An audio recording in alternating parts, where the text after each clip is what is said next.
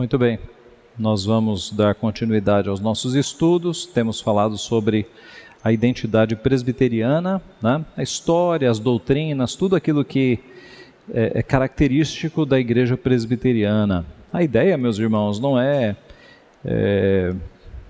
menosprezar nenhuma igreja, mas é nós entendermos a nossa igreja, né? Entendermos quais são as doutrinas próprias da nossa igreja, a sua história, o seu sistema de governo, né? Essa é a ideia. E até agora nós falamos sobre governo da igreja, falamos sobre pré-reformadores, e hoje vamos falar sobre a reforma, e a partir do domingo que vem, vamos falar sobre reformadores, né? A vida dos reformadores. Então o estudo de hoje é um pouco diferente dos outros, porque nós estamos vindo de uma série de estudos biográficos, né? Uma série estudando os pré-reformadores. E hoje nós vamos estudar um pouco o evento, especialmente as condições que dentro da soberania de Deus propulsionaram ou fizeram com que a reforma acontecesse. Vamos orar mais uma vez? Pai Santo, nós te louvamos pela Tua Palavra e te louvamos pelos Teus poderosos feitos na história do Teu povo, na história da humanidade. Te louvamos porque no tempo do Senhor, o Senhor fez com que homens se levantassem para pregar a Tua Palavra e confrontar o erro e assim, Pai, iniciarem um movimento que foi tão benéfico, que trouxe tantas pessoas de volta para a Tua Palavra, para os Teus caminhos. Dá-nos a compreensão nesta manhã destes eventos, ó Pai, a disposição a continuarmos reformando as coisas que estão erradas. É o que nós pedimos e te agradecemos em nome de Jesus. Amém. Eu começo com o versículo de Provérbios 4:18. Mas a vereda dos justos é como a luz da aurora, que vai brilhando mais e mais até ser dia perfeito. Esse versículo tem uma boa relação com o lema um dos lemas da reforma, post tenebras lux, que significa depois das trevas a luz, depois das trevas a luz. Uma referência a um período de trevas espirituais que foi a Idade Média. Nós já vimos que a Idade Média não foi uma era das trevas, porque havia muito conhecimento, universidades foram criadas, foi um período de muito conhecimento, mas do ponto de vista espiritual foi de fato uma lástima, foram trevas, porque a Igreja Católica Apostólica Romana da época se distanciou muito da palavra e cometeu pecados terríveis, e eu vou mostrar nesta manhã alguns deles. De fato, então, quando veio a reforma, esta foi uma das frases muito ouvidas: depois das trevas a luz, depois das trevas a luz. E a palavra nos diz que a vereda dos justos é como a luz da aurora, que vai brilhando mais e mais até ser dia perfeito. Eu coloquei aqui algumas personalidades do mundo evangélico que você deve conhecer, alguns deles. E a grande questão é esta: no meio de tantas igrejas evangélicas, quem somos nós presbiterianos? Quem somos nós? Para aqueles que não conhecem, para aqueles que não são evangélicos, eles colocam tudo numa mesma cesta, digamos assim. É tudo evangélico, é a igreja evangélica. Mas nós sabemos que não é assim. Os presbiterianos no meio do mundo evangélico têm as suas características, os seus chamados distintivos, a começar da sua história, de onde é que nós viemos, qual é a nossa história. Eu fiz uma linha do tempo aqui para mostrar como nós estamos inseridos na história, A linha do tempo que eu fiz, ela cobre os principais períodos da Bíblia, Ela cobre os principais períodos da Bíblia, não precisamos repassá-los. Mas observe que você tem os principais períodos bíblicos, até aqui Antigo Testamento. Aqui, quando eu coloco o silêncio, é uma referência a 400 anos em que não surgiu profeta. São chamados 400 anos de silêncio. É o final do Antigo Testamento e o Novo Testamento. Quando termina o Antigo Testamento, você tem 400 anos em que não surgiu nenhum profeta, tá? O primeiro que vai surgir é João Batista, ok? Esse período é chamado 400 anos de silêncio, mas é bom que a gente explique algumas coisas. Primeiro, um sentido melhor é chamar 400 anos de silêncio profético, porque não houve profetas.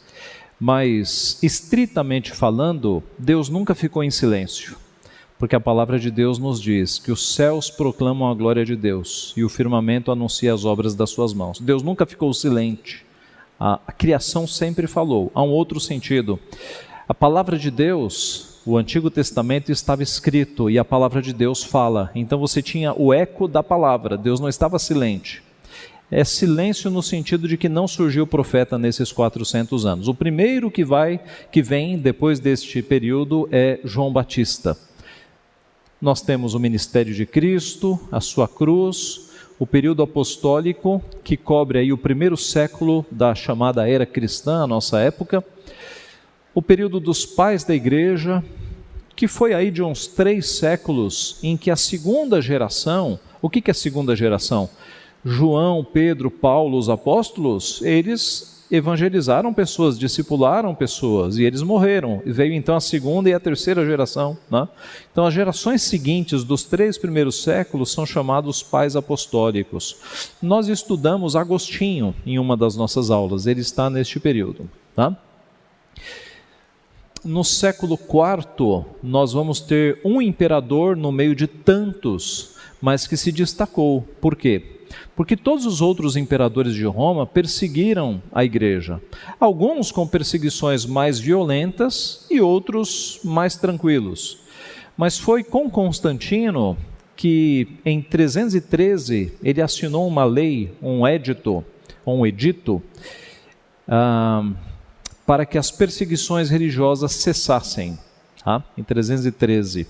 E no final deste século, se eu não me engano, 380, foi que outro imperador, Teodósio, assinou um outro edito, mas agora para estabelecer o cristianismo como a religião oficial. Tá?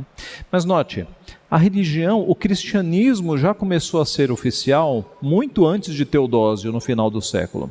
Quando Constantino se declarou cristão, muita gente se declarou cristã junta.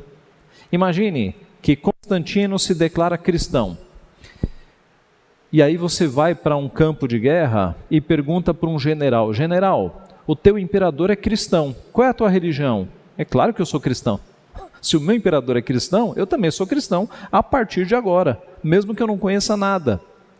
E esta foi a importância dos credos da igreja.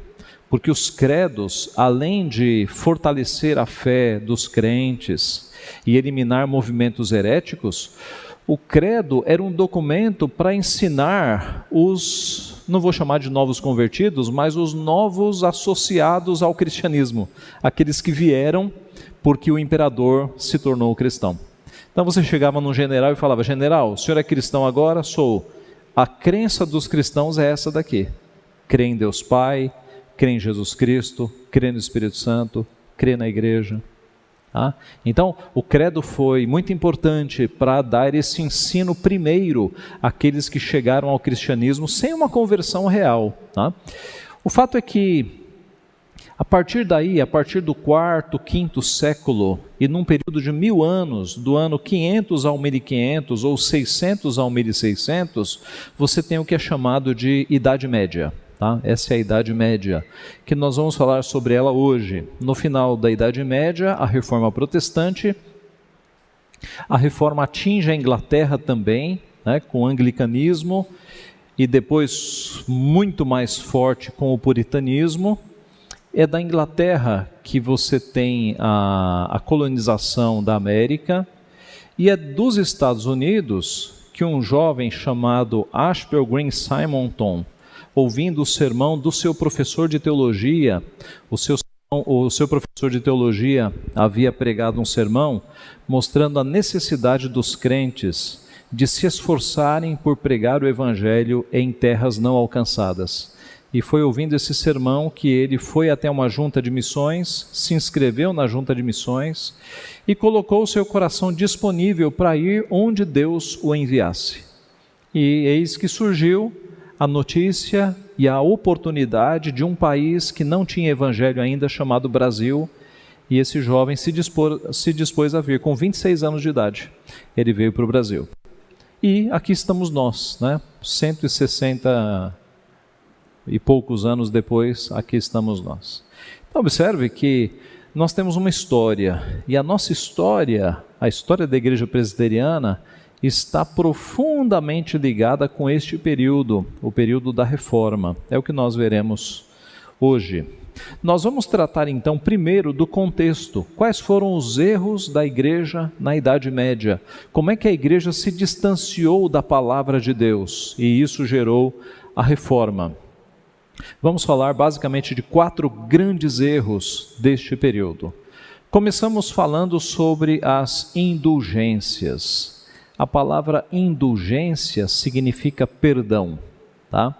E dentro desse tema, você pode pensar em o comércio das indulgências, ou o comércio do perdão divino, porque foi isso que se estabeleceu.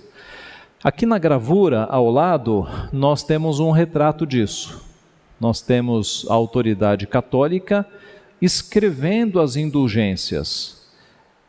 Aqui no fundo, não dá para ver muito, mas você tem aqui um desenho de uma indulgência. Ela tinha uma borda, uma moldura, e ela era escrita com letras garrafais, letras grandes, e o conteúdo era mais ou menos esse. Por meio desta indulgência, a Santa Igreja Católica Apostólica Romana atribui perdão ao senhor José da Silva pelo pecado de furto, e assinava lá a autoridade religiosa. E eles vendiam isso. Então, se o indivíduo pecasse, ele tinha que comprar o perdão, comprar uma indulgência. Então, aqui você tem a autoridade escrevendo as indulgências, seguido aqui dos seus auxiliares, e aqui o povo em fila, esvaziando as suas bolsas com as suas moedinhas, para receber ali, para comprar o perdão divino. Isso era a indulgência, o comércio do perdão divino. As indulgências surgiram primeiro como uma solução para as penitências. O que foi isso? Você tem um historiador, que é o D'Aubigné. É um livro que está esgotado, História da Reforma do século XVI, D'Aubigné. D'Aubigné foi um historiador francês, num período muito próximo da Reforma Protestante, uns 70 anos depois, se não me falha a memória. E ele relata que tudo começou no século XII, quando um padre de paróquia local disse para os seus fiéis o seguinte: olha, não adianta vocês pedirem perdão a Deus, que Deus não vai perdoá-los. O melhor é que eu peça perdão. Então vocês me pagam, eu peço perdão e Deus vai perdoar vocês. E começou assim. A ideia evoluiu, cresceu e se espalhou sobre Roma. As igrejas recebendo as suas moedas e os seus dinheiros. E isso foi oficializado. Tão oficializado que agora você tinha vendedores de indulgências, indivíduos que eram especialistas em vender as indulgências. E como é que isso acontecia? Imagine aquelas cidades pequenas da Idade Média, parecidas com algumas cidades pequenas que nós temos no Brasil, em que você entra, tem uma placa de bem-vindo, no final da rua tem uma placa de volte sempre, cidades, uma praça no meio, uma igreja. As cidades da Idade Média eram bem pequenas. Imagine os cavaleiros da Igreja Católica chegando nos seus cavalos com as suas bandeiras vermelhas, aquela cavalaria, era um evento. Eles chegavam e se dirigiam à praça no centro da cidade, e o povo ia ver o que estava acontecendo. Pois eis que aí entrava em ação o vendedor de indulgência. Geralmente era um indivíduo de muita lábia, de muita retórica, que convencia as pessoas a, no final do dia, entrarem na igreja levando as suas moedas para comprar o perdão, não apenas para a sua própria alma, como para parentes que já haviam falecido. Então, esse Tetzel era um indivíduo de vida moral bastante duvidosa, mas ele era muito eloquente, falava muito bem. E um discurso que entrou para a história foi quando ele dizia o seguinte: hoje à noite não perca a chance de tirar o teu pai do purgatório, a tua mãe, o teu tio, a tua tia. Venha até a igreja, traga as suas moedas, porque quando a moedinha tilinta no fundo do cofre, uma alma parte do purgatório e voa para Deus. Aí você imagina essa retórica, né, carregada de emoção, falando de parentes mortos, naquele povo da Idade Média, maioria analfabetos, não tinham a Bíblia para ler, a Bíblia ficava escravizada nos mosteiros, apenas para os religiosos. À noite a igreja estava cheia, e lá eles levavam as suas moedas. Então, a Igreja Católica Apostólica Romana é tão rica hoje, dizem que ainda é a maior proprietária de terras no Brasil, eu não sei se confirma, mas é riquíssima no mundo inteiro. Por quê? São as moedinhas das viúvas, não é? Que fizeram esse império e geraram tanto dinheiro. Então, aqui a frase famosa, né? No mesmo instante em que a moeda tilinta ou cai no fundo do cofre, há uma parte do purgatório e voa para o céu. Você tinha pecados tabelados, ricos pagavam mais, pobres pagavam menos, era um comércio da fé. No livro História da Reforma, do século XVI, o d'Aubigné conta casos curiosos. Um dos casos curiosos foi um indivíduo que parou um padre que vinha numa carruagem no meio da estrada e perguntou para o padre: padre, eu posso comprar uma indulgência de um pecado que eu ainda não cometi? É claro que pode. Qual é o pecado? É assassinato. Aí o padre fez lá, né, recebeu o dinheiro. No dia seguinte, esse indivíduo matou aquele padre na mesma estrada, né? Casos curiosos que aconteceram naquela época por força deste comércio. Então este foi o primeiro grande erro, o comércio do perdão divino. Quando você lê as 95 teses de Lutero, que ele afixou lá na igreja, daqui a pouco nós vamos ver, e elas estão disponíveis na internet, você percebe que elas são basicamente contra as indulgências, tá? Basicamente contra as indulgências. Lutero, depois que ele, pela palavra de Deus, percebeu que isso estava tudo errado, ele escreveu lá 95 afirmações protestando contra este erro que não tinha base bíblica alguma. Um segundo grande erro deste período foi o comércio das relíquias. O que eram relíquias? Eram supostos ossos de personagens bíblicos, supostas roupas de personagens bíblicos, saquinhos cheios de unhas cortadas, supostamente pertencentes a apóstolos. Numa cidade chamada Grier, você tinha em exposição um frasquinho com leite que diziam era o leite materno de Maria. Então, isso infestou a Europa, esse tipo de coisa. Pedaços de madeira da cruz de Cristo, pedaços de madeira da Arca de Noé. Por isso que eu coloquei madeiras aqui, né? Na Igreja de Todos os Santos em Wittenberg, você tinha ali centenas e centenas de relíquias, né? 19 mil relíquias, dentre ossos, roupas. Por exemplo, vestes de José, era uma relíquia muito rara. As vestes de José, pai de Jesus, leite materno de Maria, mãe de Jesus, saquinhos com unhas e tudo que eu já falei, né? Isso era um comércio pela Europa, as relíquias. Pedaços da Arca de Noé. Imagine que a arca nunca foi encontrada, né? Nem nos nossos dias, mas na Idade Média as madeiras estavam sendo comercializadas, né? Era uma enganação para todo lado. O d'Aubigné fala no livro de um pouco de ferrugem da fornalha dos amigos de Daniel. Imagine que na história de Daniel alguém raspou um pouco de ferrugem, isso aqui vai valer dinheiro um dia. Então, era um comércio terrível. Pedaços de madeira da manjedoura de Jesus, pedaços de madeira da cruz de Jesus.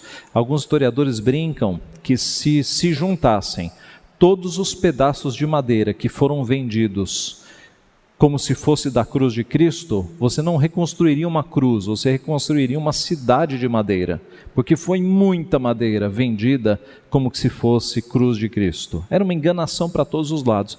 Certamente você já pensou no que está acontecendo hoje na igreja evangélica, né? Você tem muita igreja evangélica por aí vendendo frasquinho de água do Rio Jordão, e na verdade a água da torneira, né? E coisas assim, né?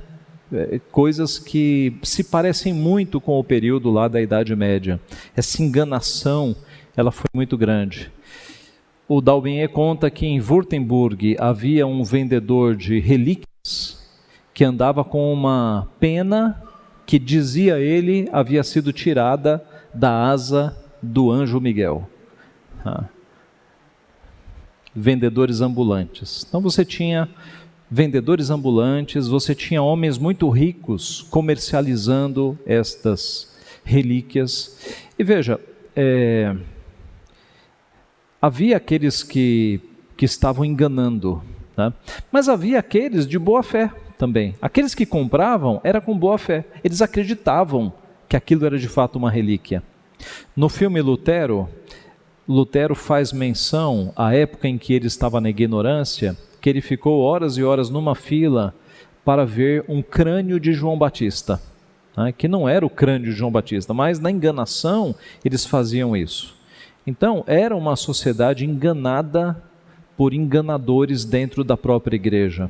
E muita gente com boa fé, achando que aquilo era piedoso, mas como eles estavam distantes da palavra, porque a palavra não nos dá base nenhuma para isso, eles acabavam sendo enganados mesmo.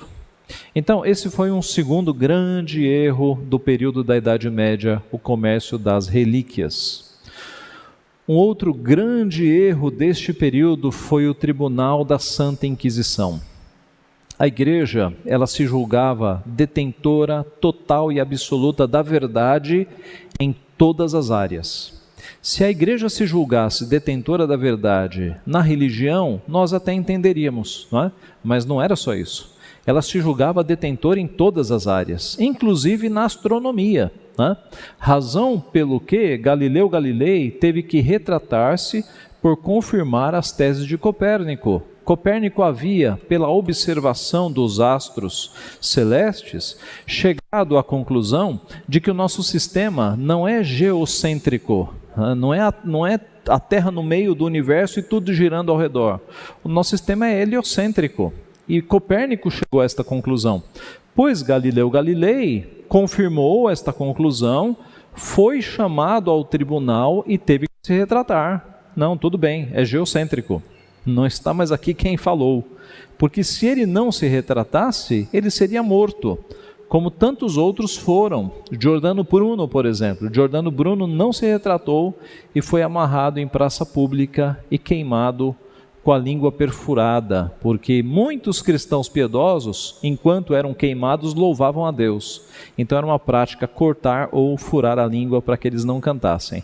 Mas observe então que a Igreja Católica Apostólica Romana tinha o monopólio da verdade em todas as áreas. Os profissionais tinham que sempre concordar. E se não concordassem, eles eram submetidos a torturas e a mortes horrendas, como foi o caso de alguns pré-reformadores. O Tribunal da Santa Inquisição. Esse foi um terceiro grande erro daquele período. E um quarto grande erro daquele período foi a corrupção generalizada em todas as áreas. Você tinha padres com vida imoral, por exemplo. Eu não sei se você já assistiu o filme Lutero, o último. Eu recomendo. É um filme bom. E é uma cena que choca quando Lutero chega em Roma e uma prostituta está convidando ele. E aí, por que choca? Porque ele está vestido de padre.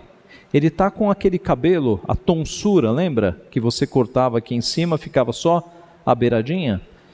E aí você pensa, essa prostituta está chamando um padre? Ela não percebeu? Mas isso nos choca. Mas na época, os padres tinham vida imoral. Os padres, havia bordéis frequentados por religiosos. Era uma coisa deslavada. Tá?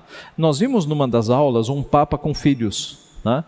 Então, hoje o celibato é levado pela igreja institucional com mais seriedade, digamos assim.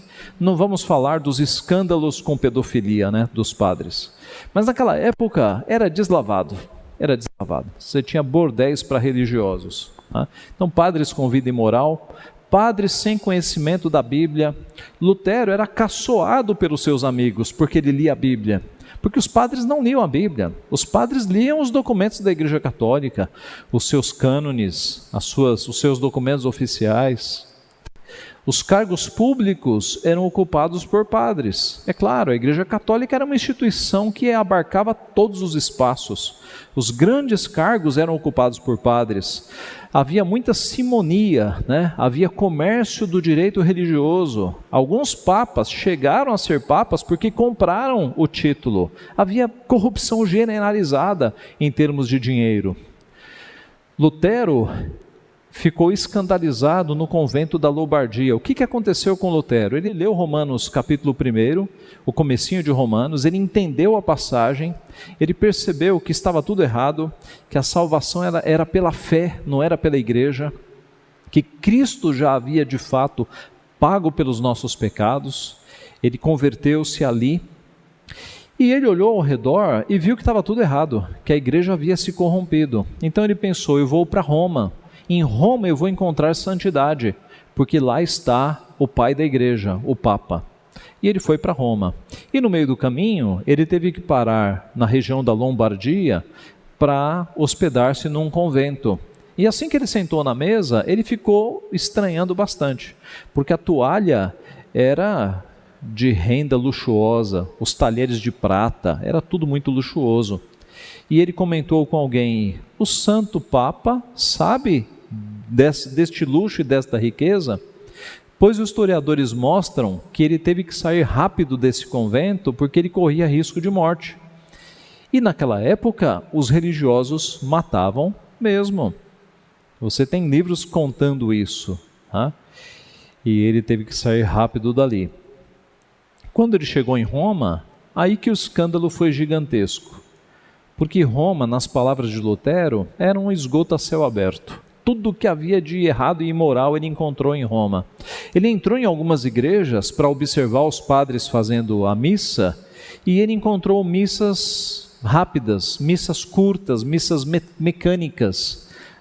Lutero demorava quase 1 hora para celebrar uma missa. Os padres lá em Roma demoravam 15, 20 minutos. Era uma linha de produção de celebração de missas. Aliás, retroagindo no tempo, quando Lutero foi celebrar a sua primeira missa, e o seu pai estava lá, a família, era um evento, né? Ele estava no seminário ainda, ele ia celebrar a sua primeira missa, ele simplesmente travou, e foi um constrangimento, uma vergonha, ele não conseguiu falar o que ele tinha que falar, e depois ele vai escrever num livro, né? O que ele sentiu naquele momento para ele travar? Ele escreve assim, como eu, um pigmeu, me dirigiria ao Santo dos Santos, ao Deus majestoso, ao Deus eterno? Que palavras eu usaria para me dirigir a um Deus tão grande? Veja o temor de Lutero, né? Lutero de fato conhecia a Deus, pois em Roma ele não encontrou temor algum. Ele encontrou blasfêmias na missa, ele sabia o latim e as missas eram feitas em latim. Então ele viu padres fazendo gracinha na hora da ceia, na hora da Eucaristia, na hora da missa. O padre levantava a hóstia e ao invés de dizer o trigo se torne corpo, ele dizia em latim, o trigo continue sendo trigo. Os padres davam risada, o povo não entendia nada, e isso no meio da missa. E Lutero viu isso, e Lutero ficou escandalizado.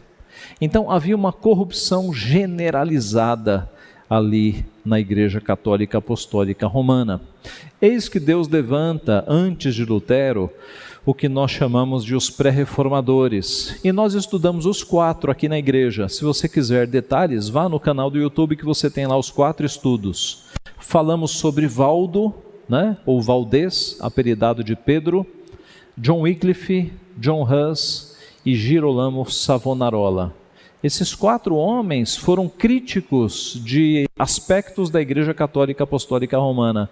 E eles foram silenciados, né? Eles foram mortos por serem críticos.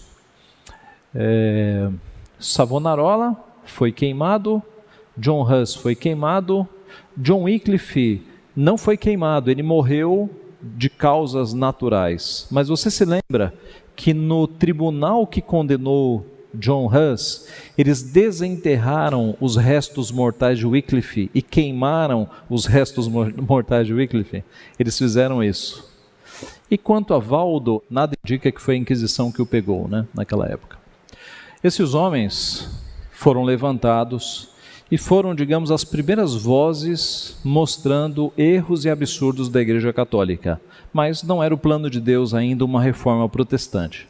A reforma protestante viria mais ou menos 100 anos depois de John Hus, com Martinho Lutero. Aqui o nome alemão, né? Martin Luther.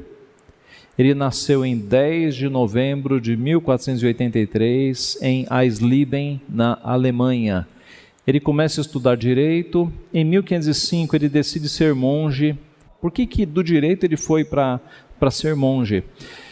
Porque ele temia a Deus de uma forma muito forte. A equação na cabeça de Lutero era fácil. Eu sou um pecador miserável. Deus é santíssimo. O dia que Deus observar os meus pecados, eu estou perdido. E aconteceu uma fatídica tempestade em que um raio quase o atingiu. Naquele momento ele se deitou no chão, forma de cruz, e fez um juramento ali de que iria se tornar padre. E foi assim que ele se tornou monge. Ele estudou então, em 512 ele obteve o grau de doutor em teologia. No segundo semestre de 1514 e o primeiro semestre de 1515, ele lecionou aos seus alunos no seminário dos padres sobre o livro de Salmos. E a sua mente ainda temia muito a Deus. Ele não conseguia ver o Deus da graça no livro dos Salmos. Ele só via o Deus de justiça, o Deus que era implacável. Mas quando no segundo semestre de 15, primeiro de 16, ele começou a estudar e a ensinar o livro de Romanos, e ele ali no começo, no capítulo 1, verso 16 e 17 e 18, ele se deparou com o ensino ali da carta de Paulo. Ele diz num livro, as portas do céu se abriram para ele, porque ele percebeu que a justiça de Deus que ele tanto temia, já havia sido aplicada em Cristo. A justiça se revela no Evangelho, é o que diz o trecho da carta. E ele entendeu que ele não precisava mais temer a Deus, porque a justiça de Deus era revelada no Evangelho. Em quem? Em Jesus Cristo. Cristo havia recebido a dura mão, a dura justiça do Pai. E assim ele não precisava mais temer. Então é aí que os historiadores localizam a conversão de Lutero, quando ele entendeu Romanos 1, de 16 a 18. Ele continuou lecionando nos semestres seguintes, Gálatas e Hebreus. Em 31 de outubro de 1517, ele afixou 95 teses ou 95 afirmações contra a venda das indulgências na porta da igreja do castelo. Aqui nós temos um retrato desta porta dos anos 50, 1950, tá? Aqui é uma cena do filme Lutero, do último filme, que reproduziu a porta e reproduziu o que era essa porta. As portas das igrejas ou dos lugares em que muita gente passava, era como murais de avisos, né? Então pessoas desaparecidas, avisos de pessoas desaparecidas, anúncios de debates acadêmicos, tudo que havia de aviso, eles colocavam nas portas das igrejas, porque era um local de muito trânsito das pessoas. E tudo indica, alguns historiadores afirmam, que Lutero escolheu 31 de outubro para colocar estas indulgências ali, porque o dia seguinte era o dia de Todos os Santos, e haveria um afluxo enorme de pessoas na frente desta igreja. Então, estrategicamente, ele colocou ali para que mais pessoas vissem. Quais eram os objetivos de Lutero ao escrever e publicar, né, e colocar essas 95 teses para que todo mundo visse? 2 objetivos basicamente. Primeiro, produzir debate. E de fato aconteceram debates, para que o tema fosse debatido. Segundo, para que de alguma forma isso chegasse no Papa. Porque na cabeça ingênua de Lutero, esse comércio de indulgências estava acontecendo sem o Papa saber. E na cabeça ingênua de Lutero, assim que o Papa tomasse conhecimento desse absurdo, ele tomaria providências. Lutero estava sendo ingênuo, né? Porque os cofres da igreja estavam enchendo com a alegria e com a bênção dos papas, né? Não tenha dúvida disso. A reação da igreja veio. Como é que a igreja reagia para com dissidentes, protestantes? Ela ameaçava excomunhão. Em 1520, Lutero queimou em praça pública a bula papal que ameaçava a sua excomunhão. Irmãos, isso é um ato de coragem que talvez nós não entendamos.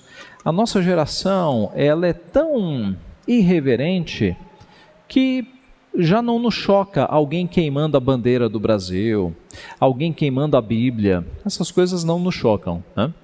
Mas naquela época, você pegar uma bula do Papa, assinada pelo Papa, e você queimar, isso era uma coisa assim, ou o indivíduo era muito corajoso, ou ele não tinha noção do que ele estava fazendo. No caso de Lutero, era coragem mesmo, né? Ele já estava liberto daquele sistema escravizador que era o sistema religioso, né?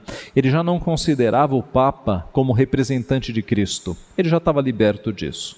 Então para ele foi queimar um pedaço de papel mesmo.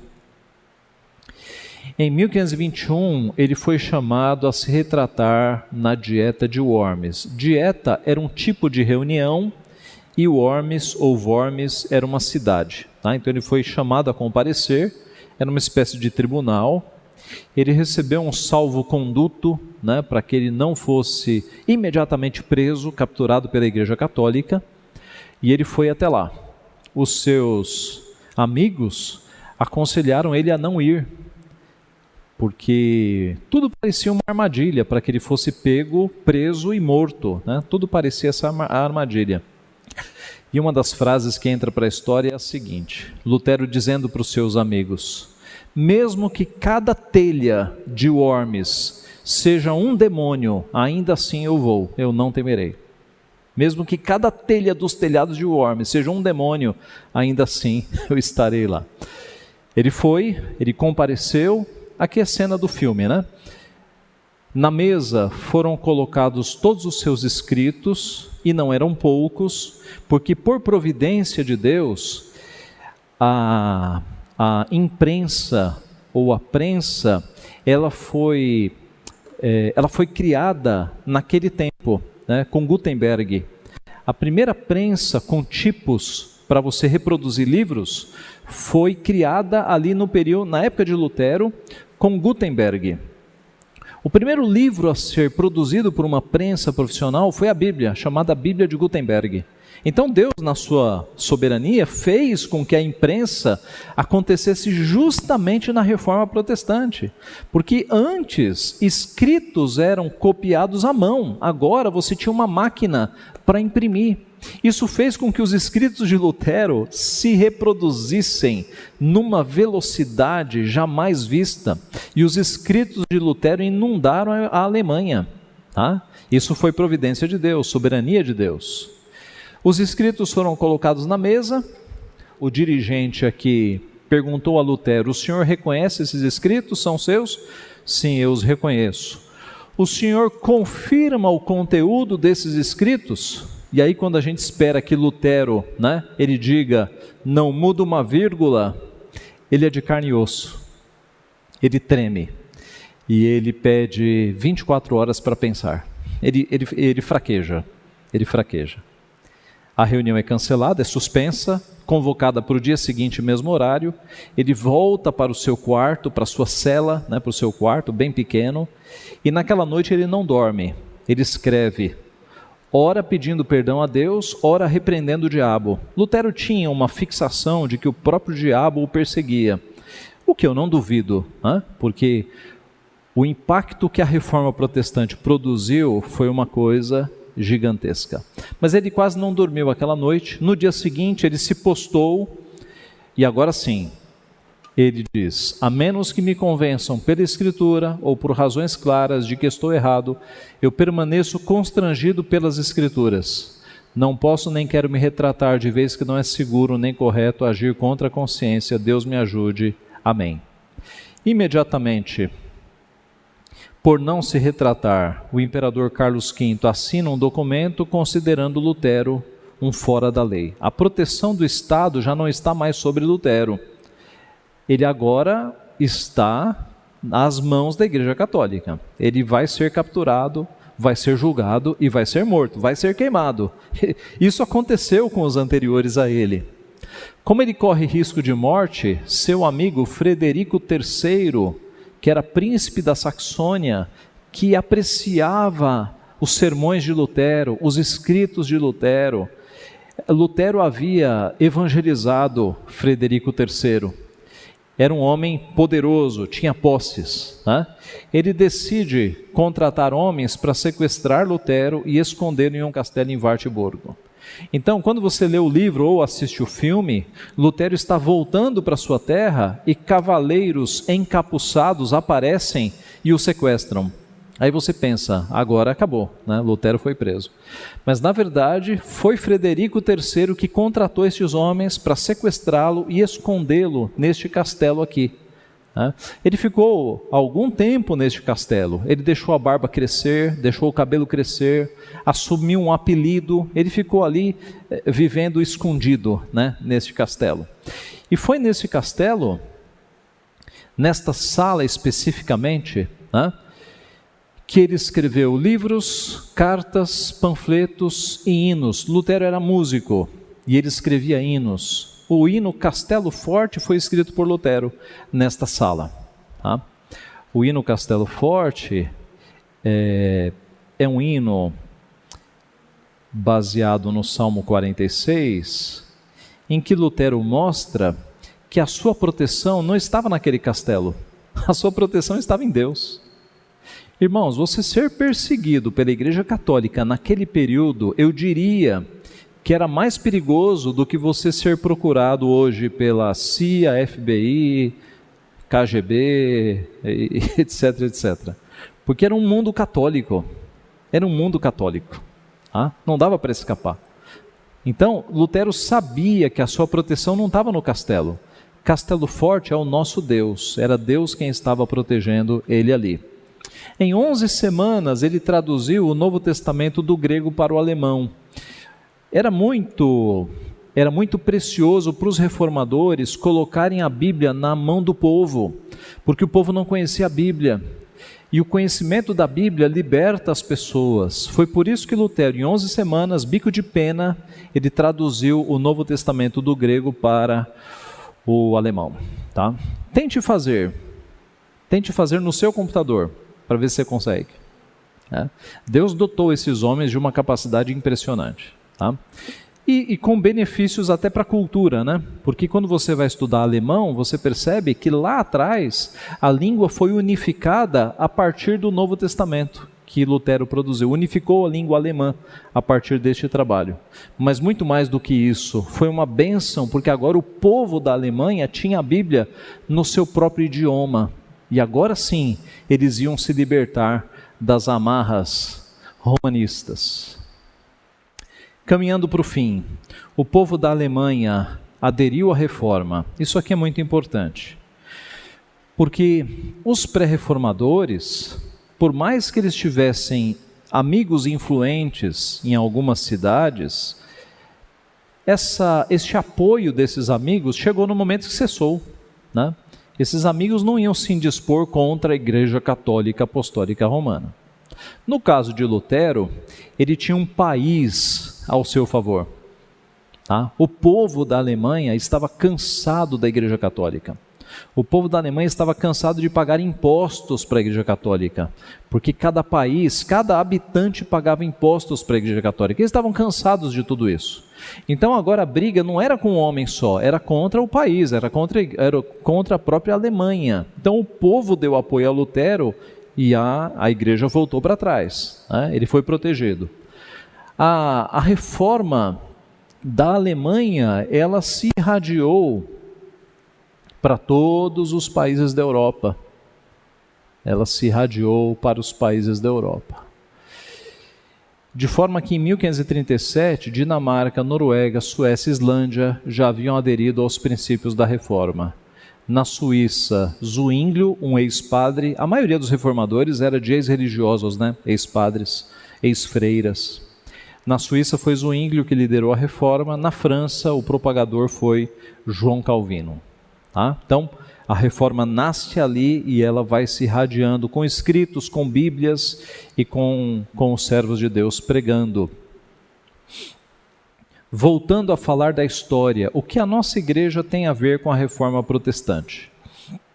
Observe, quando Lutero afixou as teses em 1517, João Calvino, que nascera em 1509, era um garoto de 8 anos de idade.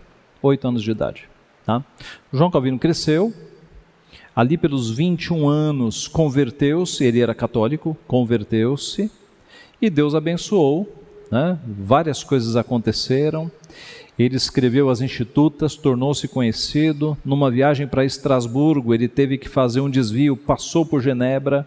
Em Genebra, Farel, um reformador, chamou Calvino para que ele ficasse em Genebra. Muita coisa aconteceu. Né? Genebra tornou-se então um pastor ali. Calvino tornou-se um pastor em Genebra, um reformador lá em Genebra. Em 1559, Calvino ele iniciou a chamada Academia de Genebra, que era uma escola pública para crianças e jovens, numa época em que você não tinha escola pública. As primeiras escolas públicas nasceram com Lutero na Holanda, Lutero na Alemanha, e Calvino na Suíça, em Genebra. A escola, ou ela era paga, só os ricos tinham acesso de pôr seus filhos, ou era alguma escola ligada à religião. Escola pública não existia. Esses dois foram os primeiros. E a Academia de Genebra era uma escola tanto para crianças como para jovens. Hoje ela é a Universidade de Genebra. Genebra era uma cidade refúgio. Lembra da Inquisição? O povo fugindo da Inquisição buscava cidades refúgio. Genebra era uma delas, era a mais famosa. E o povo fugia para Genebra. Tá?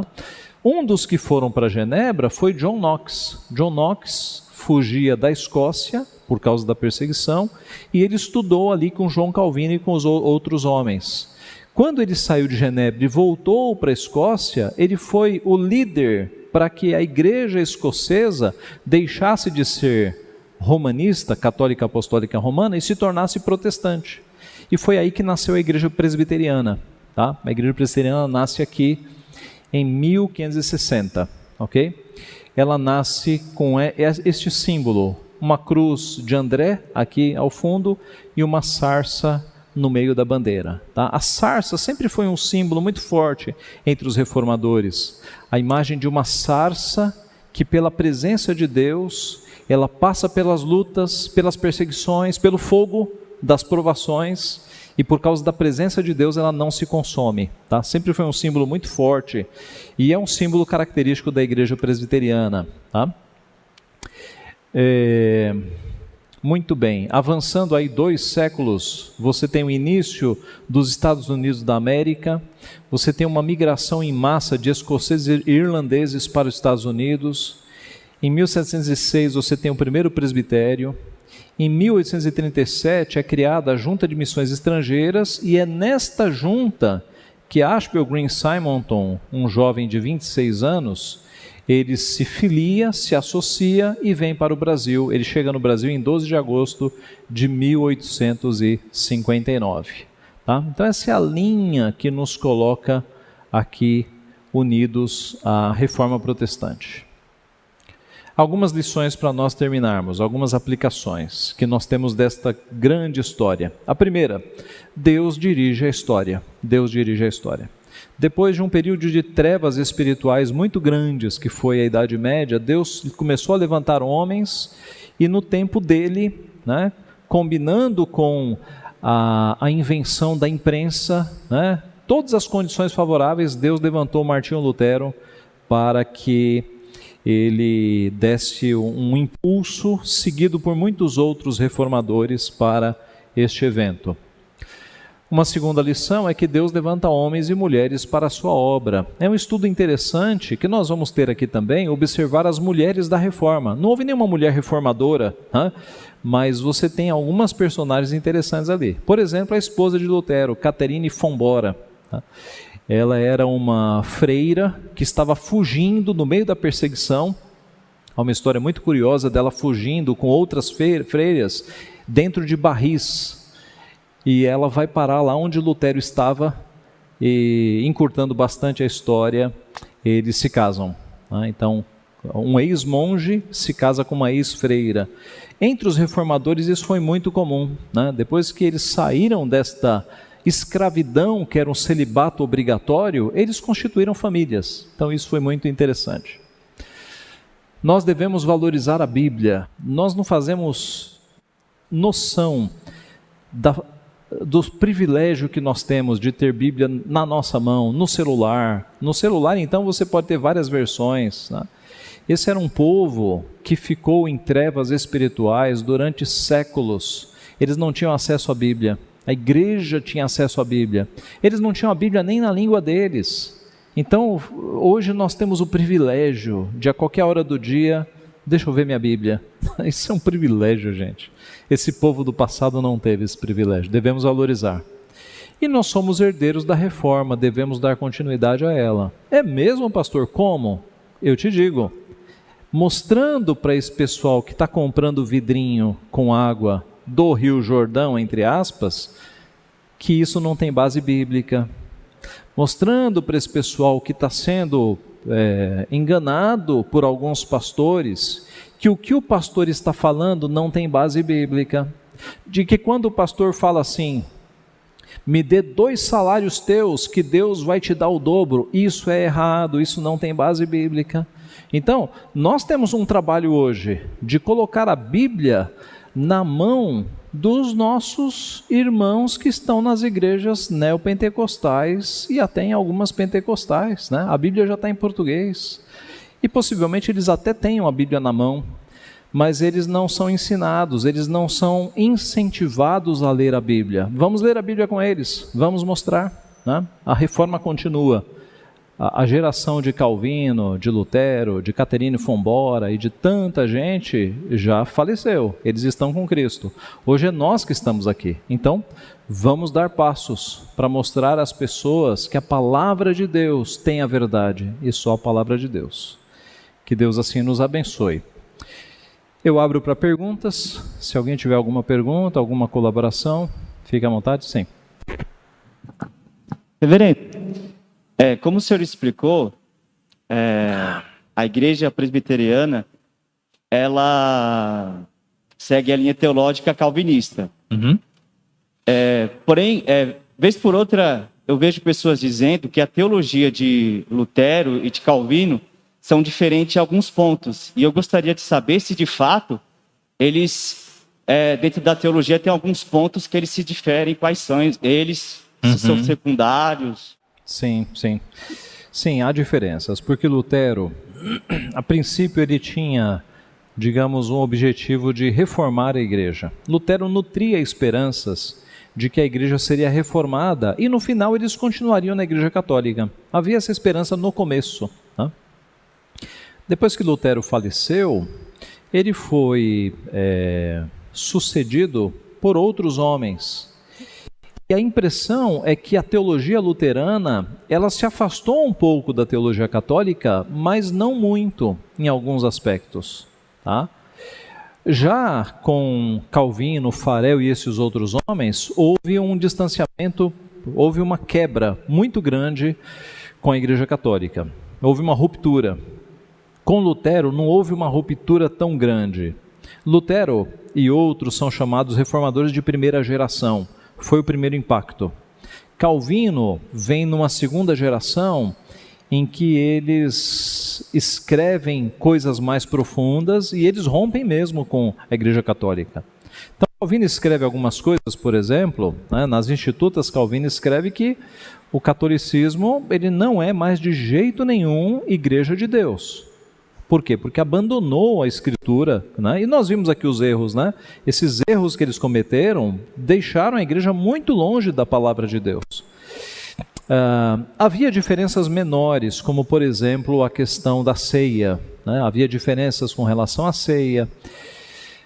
Quanto a Lutero, Lutero era agostiniano, então ele cria nas doutrinas da graça, quanto a isso não havia problema. Mas eu diria que a eclesiologia de Lutero, os 5 pontos do calvinismo, são posteriores a Calvino. Lutero não teve acesso a eles.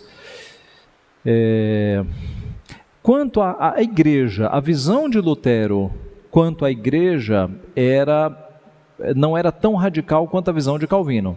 Para a geração de Calvino e dos seus amigos, não havia mais nenhuma chance de voltar à Igreja Católica, nenhuma chance. Porque eles identificaram, a partir do que eles chamaram de marcas da verdadeira igreja, que a Igreja Católica Apostólica Romana não tinha nenhuma marca das 3 marcas de uma igreja verdadeira. Quais são?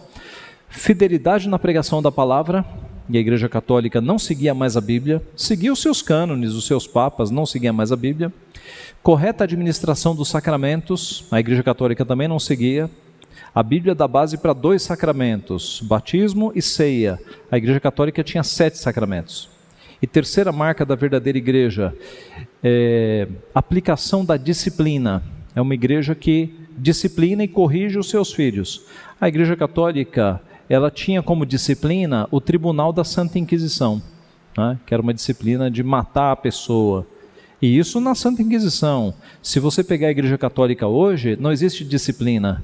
Nem os padres pedófilos são disciplinados. Eles são, no máximo, transferidos de bairro, de cidade. Então, os reformadores constataram que a Igreja Católica não era mais igreja verdadeira de jeito nenhum. Então, a tradição calvinista foi um rompimento definitivo com o catolicismo. O luteranismo, não tanto.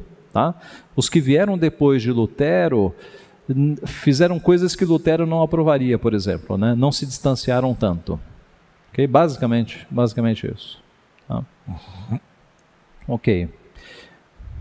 Sim, Davi. Tem uma pergunta da internet. Vou ver quem fez a pergunta. Seu Getúlio Faleiros, ele fez uma pergunta que foi o seguinte: por que a Península Ibérica não assimila a reforma? Ok. Olha,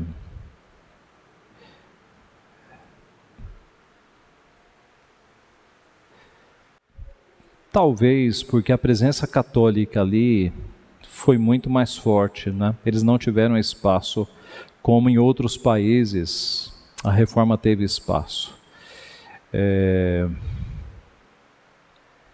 Eu acho que por isso, porque nós estamos num período da história que acabou misturando política com religião. Então, se você tem um príncipe ou um rei que se declara protestante, a Igreja Católica não vai ter prevalência naquele estado. Quando Henrique VIII rompeu com a Igreja Católica, criando o anglicanismo, o país inteiro rompeu com a Igreja Católica. Então eu creio que é por isso, é uma questão até política. Os reformadores, eles tiveram mais acesso a alguns países que se abriram para a reforma, o que o povo estava mais instruído. Em alguns países ela não avançou mesmo. Eu iria por esse caminho. Presbítero Marcos Serra, vê algum aspecto?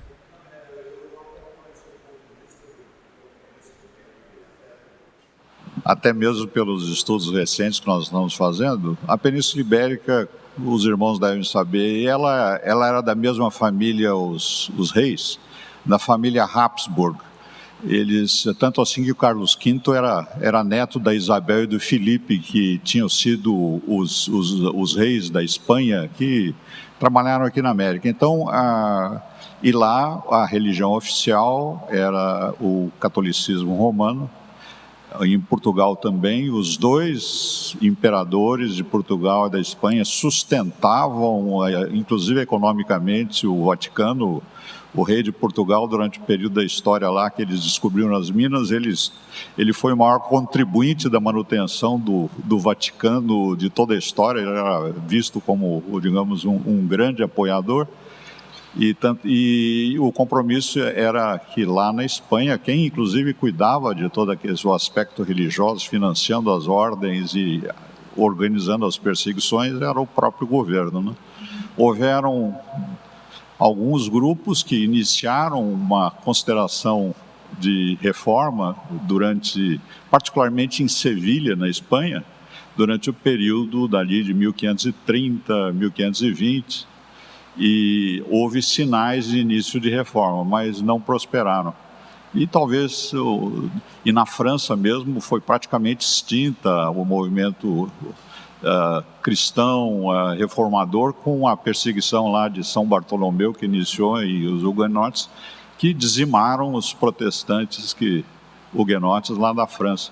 Então, essa condição da história realmente é interessante, porque as circunstâncias organizadas por Deus, né, o plano de Deus, certos locais houveram um processo de progresso, em outros lugares houve tribulação. E o senhor me fez lembrar do tribunal na Espanha, né? O tribunal da Inquisição na Espanha, que foi feroz também, né? Foi muito forte. Tá? Sim, Tati. Acredito que um outro fator também que culminou para essa questão foi a Contra-Reforma, né? Que acredito que em Portugal e Espanha foi uma coisa mais acentuada com os jesuítas. Então, a ordem dos jesuítas, né, que é um aspecto muito evidente da questão da Contra-Reforma, esse grupo, acredito que também foi um fator na questão educacional, né, nesses países ibéricos. De fato, houve uma reunião da Igreja Católica, né, o Concílio de Trento, que foi basicamente contra a reforma. Como é que a gente vai reagir a este movimento crescente? Então, isso também, com certeza, foi uma força, especialmente nesses países, né? Ok. Mais alguma pergunta? Tem algum aspecto negativo da reforma protestante no aspecto escriturístico? Porque o que a gente percebe é que essa questão da escritura, ela dada ao povo, também fez com que surgissem, né, nos anos vindouros, muitas seitas e heresias. Tem algum aspecto relacionado a isso que tenha sido... Olha... eu creio que não, pelo seguinte: por causa do pecado, sempre vai ter aquelas pessoas que vão ler a Bíblia e não vão entender, né? Embora os reformadores defenderam o chamado livre exame das Escrituras, todo crente tem acesso à Bíblia e deve lê-la, eles não defenderam a livre interpretação. Cada um interpreta do jeito que quer. Por que não? Porque Deus estabeleceu uma igreja como digamos, um sustentáculo da verdade. Tá? É diferente da Igreja Católica. A Igreja Católica pegou a verdade, guardou para si e ninguém tem acesso. Deus fez com que a igreja tivesse ofícios, né? Tivesse presbíteros e diáconos. E foi dado aos presbíteros o ofício de espalhar a palavra. Né? Agora, a interpretação não pode ser individual. Ninguém pode se levantar e falar assim: não, eu interpreto esse texto, não interessa se a igreja reformada no mundo inteiro interpreta dessa forma, eu tenho a minha interpretação. Não, nenhum crente é livre para fazer isso, porque isso seria um desprezo para com os ofícios. Deus estabeleceu uma igreja, a igreja é o baluarte da verdade, e a verdade é espalhada como? Por meio dos oficiais, dos presbíteros, né? Eles espalham a palavra e as pessoas são edificadas por meio da palavra. As pessoas vão ler para conferir se o que o presbítero está pregando está de acordo com o que está escrito na Bíblia dela. Estando de acordo, é uma verdade crível. Tá? Então, livre exame, sim, os reformadores enfatizaram. Livre interpretação, nunca. A interpretação é dada pelo conjunto da igreja, dos pregadores, dos oficiais, que explicam a palavra ao povo, e o povo olha com seus próprios olhos e a aceita. Né? Essas heresias que surgiram geralmente eram nessa linha, de interpretações muito particularizadas daquilo que a igreja já havia se posicionado, inclusive. Né? Então, mesmo depois do Concílio de Nicéia, que estabeleceu que Cristo, ele é um Deus, uma pessoa com duas naturezas, você ainda teve movimentos heréticos dizendo o contrário. Não, Cristo é só homem. Não, Cristo é só Deus, é só Espírito. Muito embora a igreja tivesse feito um concílio com presbíteros, com homens da palavra, para se debruçar sobre a Escritura e dizer: Cristo é uma pessoa com duas naturezas. Então essas interpretações muito particulares é que geraram as heresias. Agora, é o ônus de você ter a Bíblia na mão do povo. Né? Muitos vão se libertar e alguns ainda vão ficar cativos ao erro. Né? Não vão conseguir enxergar a verdade ali. Sim, presbítero.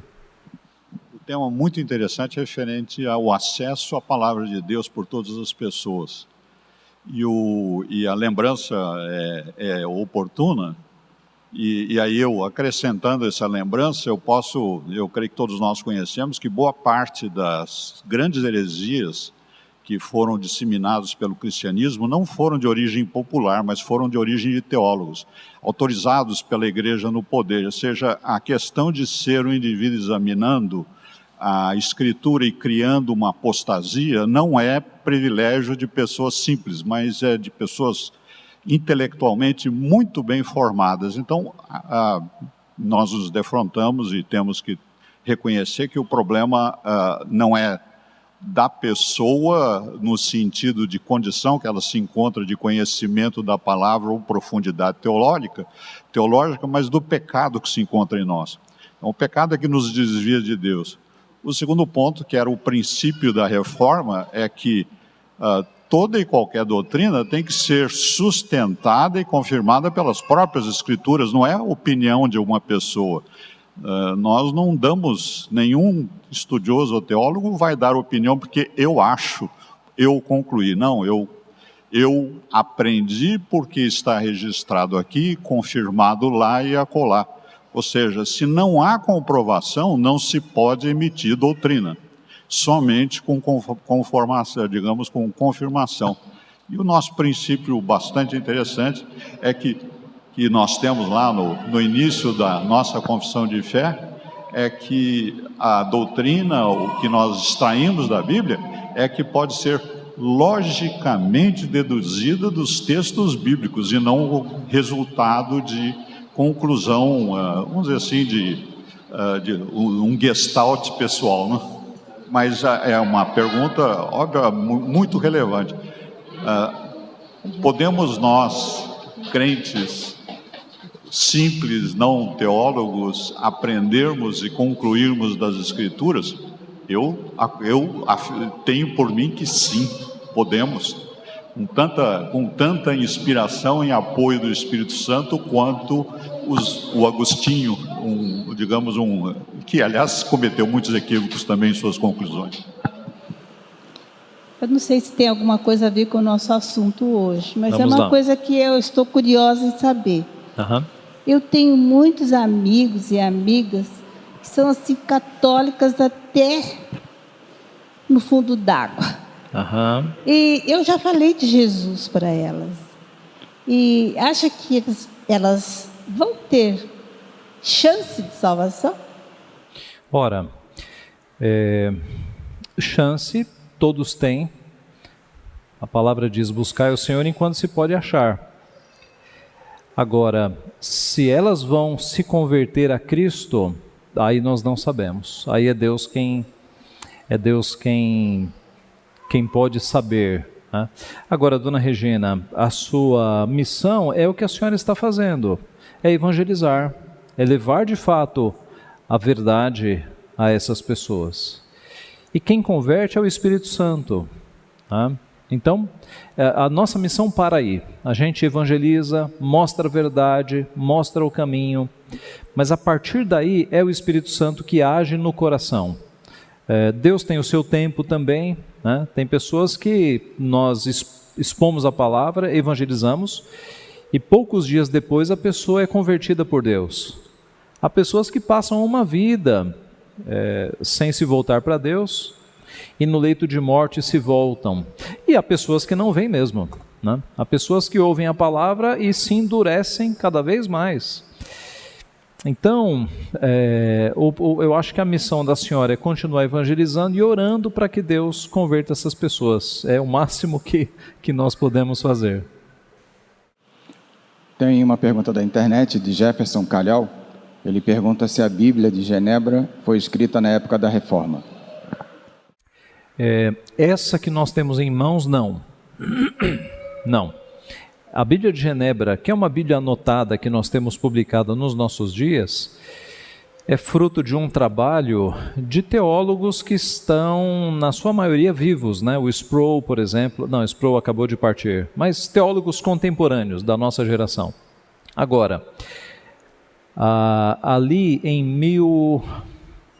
eu não vou saber o ano de cor, mas houve lá atrás uma Bíblia de Genebra. Houve um esforço lá atrás, entre reformadores, de escrever uma Bíblia de Genebra, né? Então o nome da que nós temos hoje é uma referência a uma Bíblia de Genebra que foi escrita lá atrás.